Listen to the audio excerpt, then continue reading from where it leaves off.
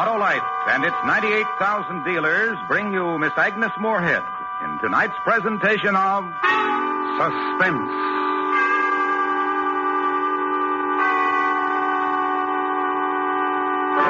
Tonight, Autolite presents a story in the classic tradition of suspense. A new version of Charles Dickens' terrifying short story, The Signal Man. Our star, the First Lady of Suspense, Miss Agnes Moorehead.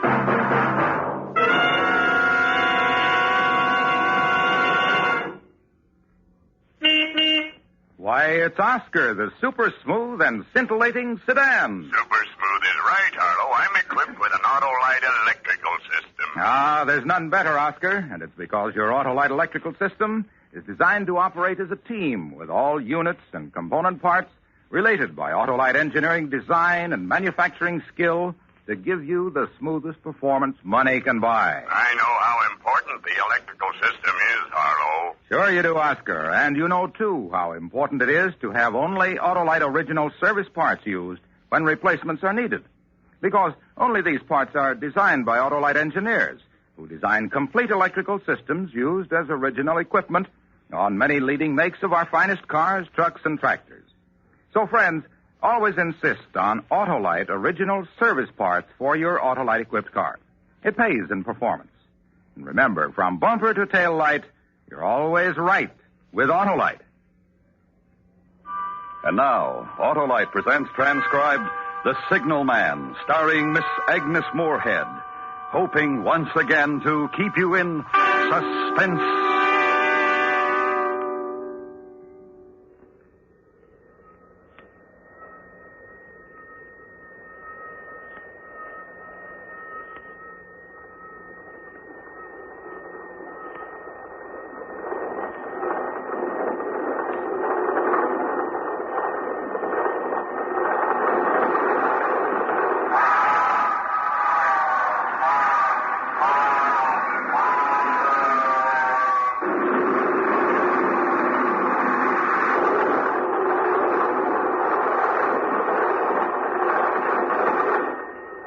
It smashed by like a wounded monster, screaming in pain, and disappeared into the dark tunnel.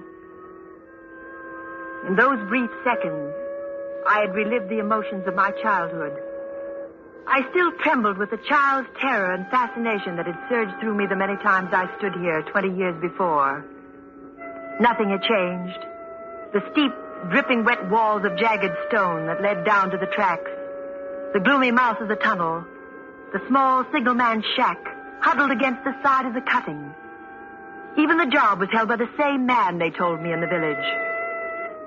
He stood there in the glow of an angry sunset, furling a signal flag around a short pole.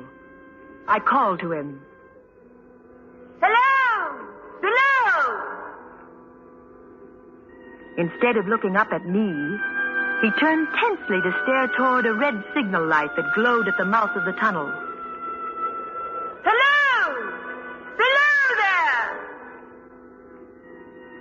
He finally turned, slowly it seemed to me, even fearfully, and looked up. He stared at me unanswering. I was afraid the suddenness of my call had unnerved him. I tried to compensate by being overly casual. Hello! I would like to speak to you. Is there a path I can use to come down? He stared silently a while longer, then finally pointed his flag to a spot in the cutting embankment.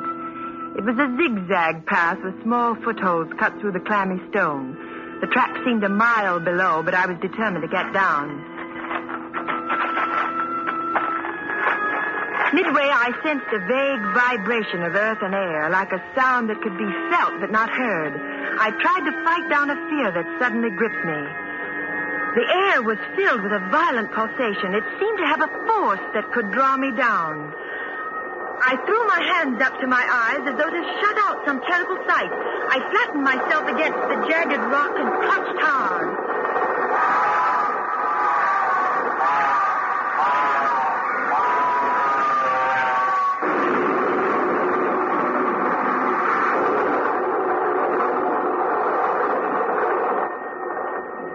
Then I was angry with myself, ashamed of this uncontrolled, childish reaction. I could see the signalman still staring at me. I climbed down the rest of the way quickly, carelessly, and I walked toward him with a casual smile. He watched me expectantly. Hello. My name is Sayers. I used to live in the village. I was anxious to speak to you. I'm sorry I startled you when I called down. Why did you use those words? Those words? I hardly remember. I think I shouted hello below there or something to that effect. Not to that effect, miss. Those were the very words. I know them well. Admit those were the words. Oh, all right, I admit. Why did you use them? Well, you were below. I wanted to attract your attention, so I called hello below there. It seems logical, doesn't it? Aye, miss. If you had no other reason. What other reason could I possibly have? I thought you would tell me. I'm sorry. Maybe I shouldn't have come down. I think I frightened you. Why would you think that, miss? Well, you stare at me as though you had a dread of me. Aye, miss. I was doubtful whether I had seen you before. Well, if you have, it was when I was 8 years old, standing on that bridge over the tunnel up there. I used to love watching the trains. Then my family moved to the city. This is my first visit back in 20 years. You don't believe me? I'm not certain. Where could you have seen me? Don't you know? Well, since I've been away for 20 years. Up there, by the red signal light at the mouth of the tunnel. Oh, that's why you turned and stared there when I first called. Aye, miss. What would I be doing up at the signal light? I don't know. I wish I... 'Tis a mistake, miss. I haven't been well. What is it you wish to speak to me about? Well, I'm a writer. I wanted to interview you. Me? Why me, miss? Well, my magazine does a weekly biographical piece on interesting people and unusual occupations. It's called Close Up. Aye, miss, I've read... You have? What, you seem surprised. Well, oh, pleased, perhaps. That one so unsophisticated as I... Well, I really didn't mean it that way. There's a bit of a fire in my shack. It'd be more comfortable for you there. Yes, thank you. Aye, this is a lonely post. Visitors must be rare. Aye, miss. The branch superintendent makes an annual inspection. That's all, except for... Yes? Come in, please. Oh, how snug and comfortable. Well, most of my waking life is spent here. I've tried to make it pleasant. And you've succeeded. You were speaking of visitors just as we came in. I'll put this chair nearer the fireplace. Thank you.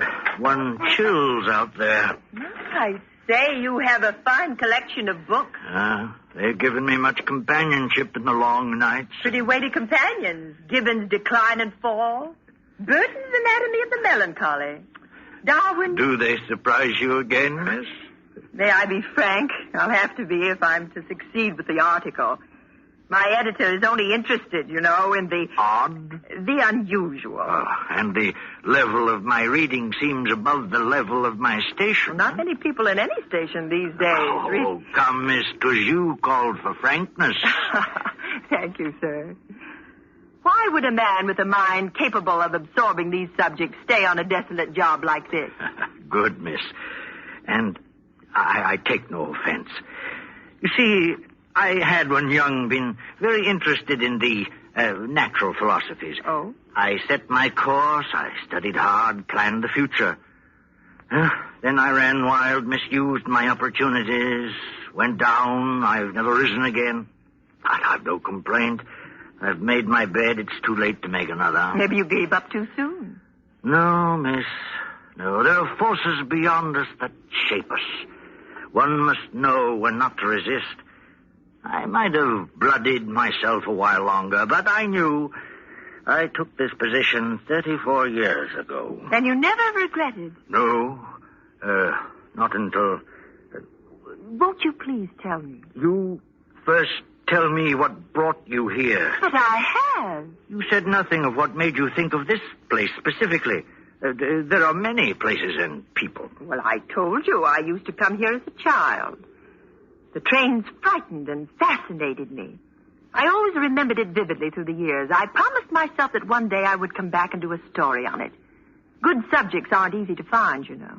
Why did you choose just now to come? Oh, these ideas germinate in the writer's mind for a while, and then an impulse. And you were drawn here? You say that as though mystic forces were involved. It was much simpler, I assure you. I've been working hard. I decided that a few days in the country would do me good. I planned to use them profitably by doing a story on you. You might have come to that decision last month or last year.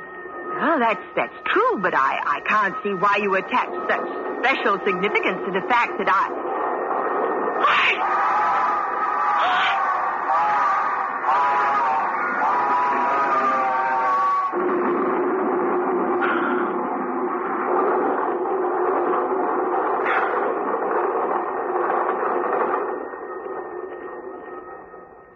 Why do they frighten you so?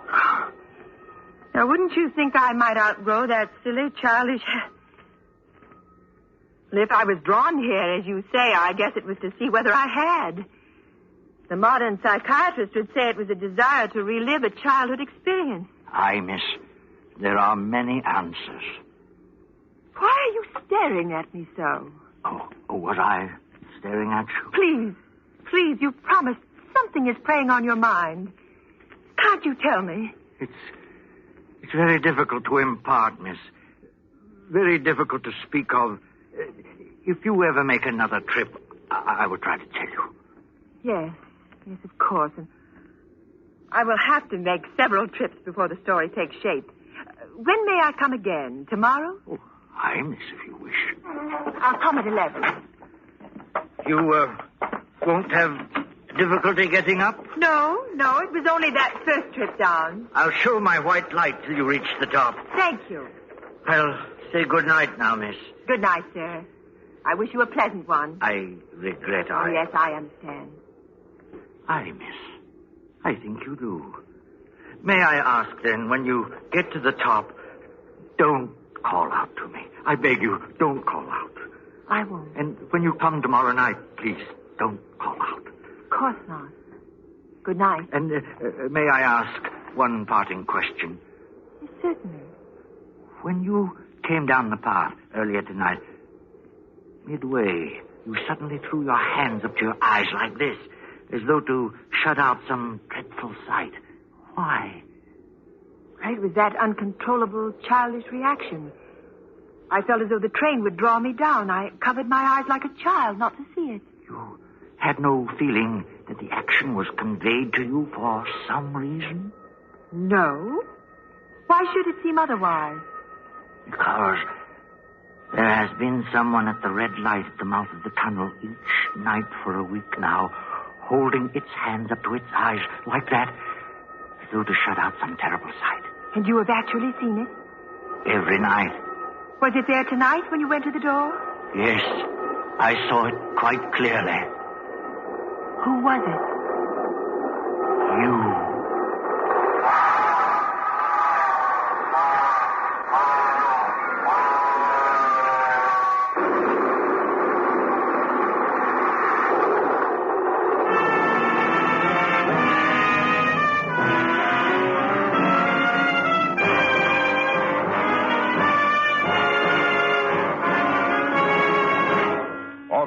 Is bringing you Miss Agnes Moorehead with Joseph Kearns in The Signal Man.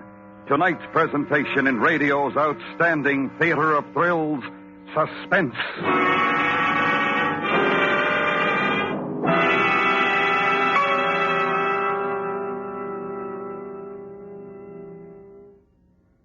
Hey, Oscar, sound your horn. Play your radio. Now start your engine. Hey, what's all that for, Harlow? Why, all those operations depend on the sure, smooth performance of your Autolite electrical system, Oscar. And so do the lights, heater, and electric windshield wiper. They all depend on my Autolite electrical system, Harlow? They sure do, Oscar. And what's more, your Autolite electrical system works every second your engine runs. That's why Autolite electrical systems, designed to give the smoothest performance money can buy, are used as original equipment on many leading makes of our finest cars, trucks, and tractors. They're the best, Harlow. Right you are, Oscar. And friends, treat the electrical system of your car to a periodic checkup at your car dealers or authorized Autolite service station. To quickly locate him, look in the classified section of your phone book or call Western Union by number and ask for Operator 25. And remember, from bumper to tail light, you're always right with Autolite. And now, Autolite brings back to our Hollywood soundstage Miss Agnes Moorehead in Elliot Lewis's production of Charles Dickens' The Signal Man, a tale well calculated to keep you in suspense.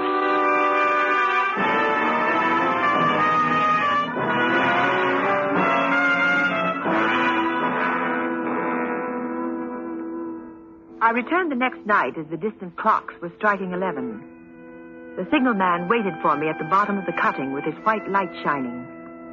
We walked silently to his shack, entered it, and sat down by the fire. I didn't wish to press him, so I said nothing. He stared at the burning embers for a moment. Then he turned to me. I'm going to tell you, miss, as best I can, of what troubles me. I'm glad. I mistook you for someone else last night. That troubles me. The mistake? Oh, the someone else. Who is it, then? I don't know. What does it do? This time it stands with its left arm across its face. The right arm is waved violently this way, as though to say, for God's sake, clear the way, clear the way. You've heard those words? Not certain, not about these specific words, but I've heard it call before. When?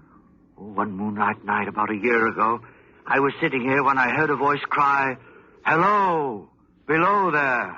Oh, that's why you were so startled when I used the same words. Aye, miss. I ran to the door and looked out and saw this someone else standing up there by the red light near the tunnel, waving its arm as I just showed you. The voice was hoarse with shouting, and it cried, "Hello, below there! Look out, look out!" I caught up my lamp and ran toward the figure, calling, "What's wrong? What's happened? Where?" And when I got to the light, it was gone. Did you see where? The tunnel was the only place it could go without passing me. I ran into the tunnel for 500 yards and searched around with my light. Then I ran back here and telegraphed both ways. An alarm has been given. Is anything wrong? And the answer came back both ways. All well.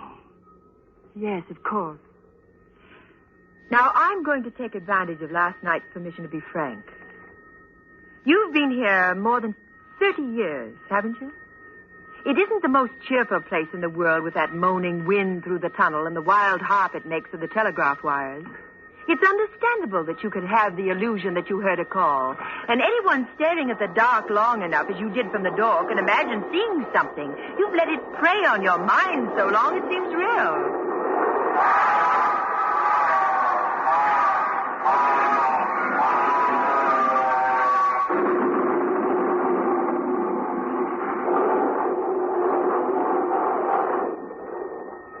I was not finished, miss. Oh, I'm sorry. Within 6 hours after it first appeared, the main line flyer crashed and derailed at the far end of the tunnel. Within 10 hours, the dead and the wounded were being brought through the tunnel over the spot where the figure stood. Coincidence. A tragic, remarkable coincidence. But I can't... There is more, miss. Oh, please forgive me. 6 or 7 months passed. I had recovered from the surprise and shock when one morning, just as daylight was breaking, I looked toward the red light and saw it again. Did it cry out? No, it was silent. It didn't wave its arm? No, miss. No, it leaned against the post with both hands covering the eyes like this, as though to blot out some terrible sight. And that's why you asked me why I had put my hands to my eyes? Aye, miss. As I came down the path? You called out the words it used the first time. You covered your eyes as it did the next time. Go on, please. That very day, As the train came out of the tunnel, I noticed a confusion of hands and heads at one of the coach platforms, and something waved. I saw it in time to flag down the engineer. He applied his brake, but the train drifted past here about 100 yards. As I ran up to it, I heard terrible screams and cries. A beautiful young woman had fallen between the cars. Oh. She was brought in here. She died on this very spot between us. Oh, horrible. But I still don't see... One final word, miss, and you will judge how my mind is troubled. It came back a week ago. Ever since, it has been here. At the light? Aye. It covers its eyes. It waves its arm. It shouts, for God's sake, clear the way, clear the way. I have no rest or peace for it. It calls to me many minutes together in an agonized manner. Below there, look out, look out. It stands waving at me. It sounds the telegraph ticker. Did it sound the ticker last night while I was here? Twice. Oh, I assure you it did not sound. It was your imagination. I have never made a mistake as to that, miss. I don't wonder that you failed to hear it, but I heard it. Do you hear it now? Aye. What is it saying? It isn't clear. It only warns. It doesn't say against what. If I only knew what it meant. What is the danger? Where is the danger? There is danger overhanging somewhere on the line. Some terrible calamity will happen. Now, you must set reason, Tate. If I telegraph danger on either side of me or on both, I can give no reason for it. I would get into trouble and do no good. They would think I was mad. This is the way it would work. Message, danger, take care. Answer, what danger, where? Message, don't know, but for God's sake, take care. They would displace me. What else could they do? I can help you. But you must face realistically what I have to say. Now, will you try? Yes, I'll try, miss. These accidents have shaken you deeply. You feel guilt about them, even though there was nothing you could do. You've let it prey on your mind until you imagined someone tried to warn you. Unheard that someone. Even the senses can deceive when the mind is under stress. Men dying of thirst on the desert imagined lakes and hearing running streams. The bodies of the dead were real enough. I'm speaking of what you imagined after the accident. If you let me, I'll prove to you step by step that the specter existed only in your fantasy. How can you prove that in the face of what I've told you? By appealing to the intelligent reasoning portion of your mind. Listen, you were positive when you first saw me that I was the specter. You saw up at the light, now weren't you? You used the same word. Well, now listen carefully. I appeal to the intelligent, well-read, reasonable man. 3 words. Hello, below there. I was 500 yards away at the top of the embankment, and you were here, below, with darkness falling, and 3 words made you positive you had seen me before. Can't you see you were trying to fit something to what you already believed? But then you put your hands to your eyes like... Further proof. You've allowed yourself to believe some disaster is about to befall. When I covered my eyes because of a childish fear, you fitted that to what you already believed. The telegraph ticker wasn't... You must hear me out. Would you at any other time, or would anyone at any time, believe that a telegraph ticker could sound in a room this small and be heard by one person and not another? I told you... And now the most important proof. You said that when you went to the door last night, it was there by the red danger light. Aye, it was. Will you come to the door with me now and tell me if it is still there? Do you see it? No, miss. It is not there. Agreed. And now I'm going to prove that it never was there. I studied the light from the top of the hill before I came down tonight. The post is at least 7 feet high. The light is shielded with a hood. Even if a person stood directly under it or in front of it, they would be in complete shadow, in darkness. You couldn't see that person from this door, and you couldn't see that person if you walked to within a foot of her, or him, or it. I'm going to walk up the incline to the light and prove that to you now. I walked up the inclining tracks toward the red light at the mouth of the tunnel. The chill, dank wind had an edge like a cold knife. When I got to the light post, I stood directly under it. No portion of the red glow reached me. I was lost completely in the dark. I saw the signalman silhouetted in the yellow light of the doorway. Hello! Can you see me? Hello! Below there! Can you see me? No. Good. Now start walking toward me and tell me when you can see me. He stepped between the rails of the northbound track on a line with the red signal light and walked toward me. Then the icy hand of my childhood dread gripped me. There was a vague vibration of the earth and air. Far behind him, coming up the grade fast, I could begin to see the glow of the locomotive's light. Look out! Look out! For God's sake, clear the way! Clear the way! He walked as though in a spell. He didn't hear me, or wouldn't hear me. I threw my left arm up to my eyes and waved my right arm frantically. Below there! Look out! Look out! Clear the way! For God's sake, clear the way!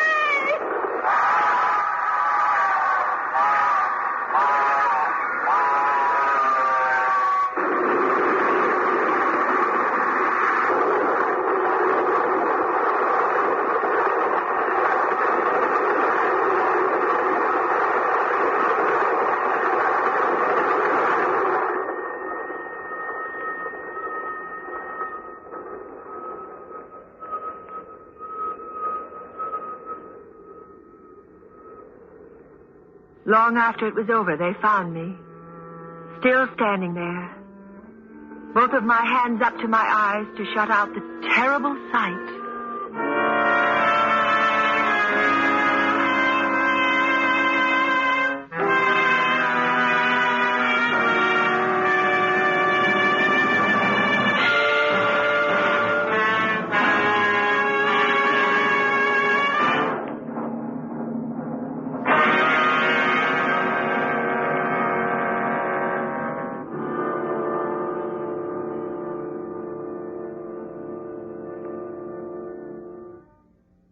Suspense.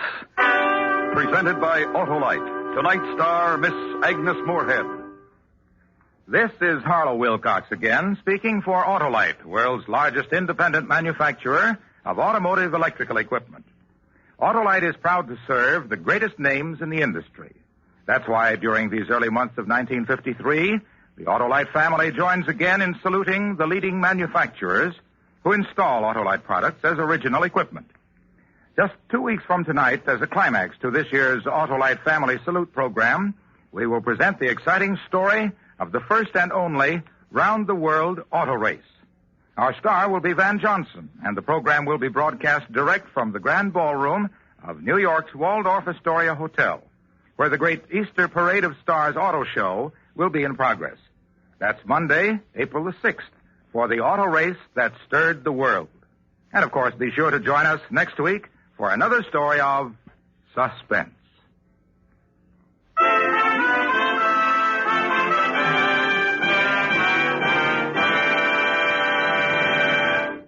Next week, an American legend as we recreate the cruel murder of Laura Foster by the bitter Tom Dooley. Our star, Mr. Joseph Cotton. That's next week on Suspense.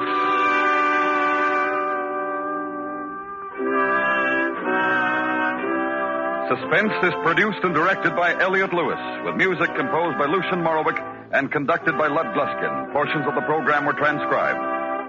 The Signal Man was adapted for Suspense by Irving Reese from the short story by Charles Dickens.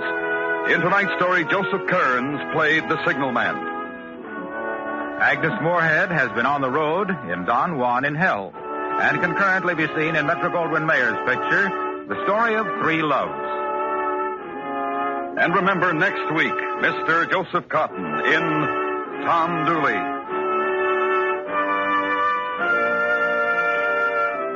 This is the CBS Radio Network.